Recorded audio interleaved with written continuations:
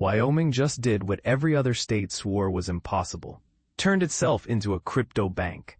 That's not hyperbole. On a quiet Tuesday morning, the Wyoming Stable Token Commission flipped the switch on the Frontier Stable Token, FRNT, instantly making Wyoming the first government body in the United States to mint its own dollar-pegged stablecoin. No pilot program, no sandbox, no, we'll see how it goes. They went straight to mainnet, live on 7 separate blockchains, with real dollars and real treasuries locked in a trust that's already earning yield for the state. But here's where it gets controversial. Some crypto purists are calling FRNT a CBDC in cowboy boots. Others argue it's the most elegant bridge yet between TradFi and DeFi. Which side are you on? Let's unpack exactly what Wyoming built, why it matters, and why even seasoned traders are scrambling to understand the fine print. The mechanics, how FRNT actually works. Think of FRNT as a digital IOU that always equals $1, but with a twist. Every token is backed 1-to-1 by cash and ultra-short-term U.S. treasuries held in a bankruptcy remote trust. Franklin Advisors, yes, the same Franklin Templeton subsidiary that manages $1.6 trillion in traditional assets, acts as the trustee. That means if Wyoming itself vanished tomorrow, the assets would still be ring-fenced for token holders. On top of the 100% backing, Wyoming law forces an extra 2% cushion of collateral. In plain English, for every $1 of FRNT in circulation, there's $1.02 sitting in safe, liquid instruments. Overkill? Maybe. But it's the same principle that lets money market funds sleep soundly during market meltdowns. 2. The multi-chain rollout. Why 7 networks at once? Instead of picking a favorite blockchain and praying for adoption, Wyoming carpet-bombed the landscape. FRNT is natively minted on Arbitrum, Avalanche, Base, Ethereum Mainnet, Optimism, Polygon, Solana. Layer 0's generic messaging protocol acts as the glue, letting users hop from chain to chain without wrapping or unwrapping. Picture teleporting dollars between ecosystems in seconds, not the usual 30-minute bridge ordeal. For traders, that means arbitrage opportunities. For developers, it means one stable asset to build on across every major L2 and high-speed L1. 3. The governance angle. A state-owned mint. The Wyoming Stable Token Commission isn't some shadowy DAO. It's a statutory body created by House Bill 84, signed into law in 2023.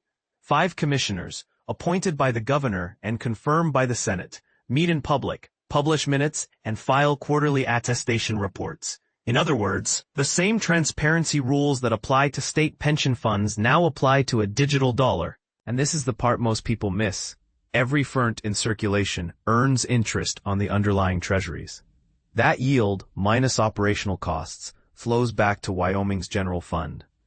If adoption scales, the state could see tens of millions in new annual revenue without raising a single tax. 4. The elephant in the room. Is this a stealth CBDC? Critics shout, government coin, government control. Supporters counter, it's just tokenized cash, not programmable money. The truth sits in the middle. FRNT has no built-in blacklist function, no freeze powers, and no KYC gate at the smart contract level.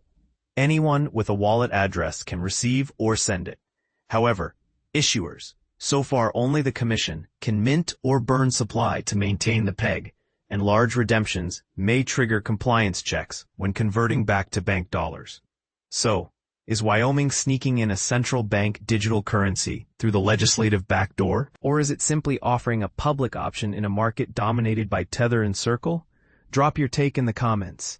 Civil discourse only. But don't hold back. 5. Early use cases. Beyond speculation. State agencies could pay vendors in FRNT to settle invoices instantly, cutting wire fees. Oil/gas firms might use it to escrow royalty payments on-chain, creating an immutable audit trail. Tourists visiting Jackson Hole could spend FRNT at local merchants who want crypto exposure without price volatility. Imagine skiing off the mountain and paying for hot cocoa with a token backed by the very state you're standing in. That's not sci-fi. The infrastructure is live. 6. Risks open questions.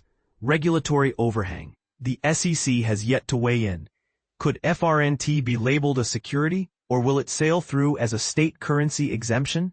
Bank-run scenarios. If every holder rushed to redeem at once, would the 2% buffer be enough? Franklin's liquidity profile suggests yes, but theory and practice diverge fast in panics. Privacy trade-offs. While the token itself is permissionless, redemption back to bank deposits still travels through regulated ramps. Is that a feature or a bug? 7. The bigger picture, a template for other states. Colorado, Texas, and Florida legislators are already drafting Me Too bills. If Wyoming's experiment succeeds, we could see a patchwork of state stablecoins, each competing on collateral quality, yield sharing, and chain support. Picture a future where your digital wallet holds NY Coin, Cal Dollar, and FRNT, each subtly different in risk and reward. Controversial. Thought. Could interstate stablecoin rivalries do to the dollar what state-chartered banks once did to gold, fragment the very concept of a single national currency? Or will the market converge on one or two dominant tokens, making the rest obsolete? Your turn. Sound off below. Do you trust a state government to custody your digital dollars better than a private company? Would you hold FRNT for the novelty, the yield, or the cross-chain utility? And if your state launched its own stablecoin tomorrow, what rules would you demand? Let's hear it. Agree, disagree, or roast the entire idea. The comments section is open, and Wyoming is watching.